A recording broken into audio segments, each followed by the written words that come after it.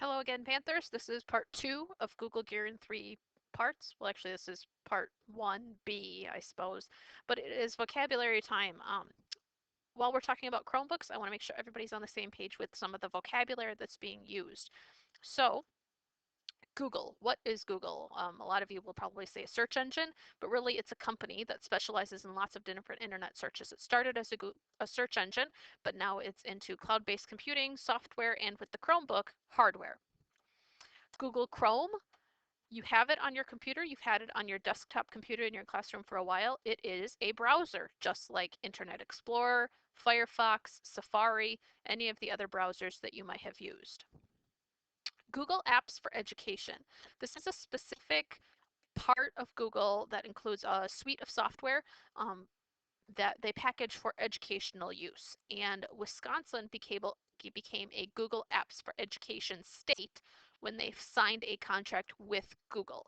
Part of that contract Wisconsin signed said Wisconsin schools that become Google schools will have increased privacy for their students. So Google won't come and look at our files for data and marketing research. But basically, it's the suite of tools that we use. Cloud-based computing. A lot of times we hear about storing stuff in the cloud or it's all cloud-based. So what does that mean? Instead of storing things on the computer in front of you in My Documents or even in Chad's closet on the F drive or the shared drive, you're storing stuff out on Google's space. So they have servers and they have hard drives and space out there that you're storing. So far, far away, that's the cloud, okay? Part of the nice thing with the cloud is you can access it anywhere, but that's also one of the problems with the cloud. You can access it anywhere. It's not um, managed by somebody here at SCC. So keep that in mind. Google Play or the web store, this is where you buy stuff. Specifically, we're going to talk about the web store where you're buying apps and extensions. You might be used to Google Play where you get media and videos if you have an Android device. Google Chrome, apps and extensions. So Chrome is a browser. This browser has apps and extensions you can add to it. So what does that mean?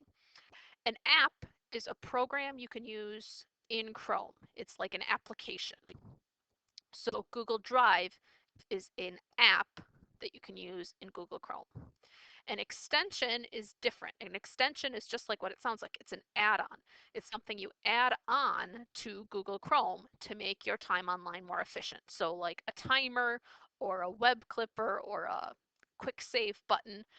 I'll show you those in a later video, but just keep in mind that those things make your time using Google Chrome more effective. Google Drive, I've mentioned it several times. It's an app that has storage space. You can just use it as storage space like you would your F drive, or you can use it with one of the Microsoft Office type services that Google Drive have. So what are those Microsoft Office type services? Those are Docs, Spreadsheet, Presentation, Form, and Drawing. So what do those correspond to? Well, Docs is Word, Spreadsheets Excel, Presentation is PowerPoint, Form doesn't have a Microsoft Office equivalent, but you can use it for forms, worksheets, data collection of any kind. And then drawing, I say, is kind of like Paint, which has been around forever. Bookmarks or favorites, you might be used to calling them. This is just a quick shortcut to a specific page. We're going to talk more about some of the nice things Chrome does with bookmarks to make your life easier.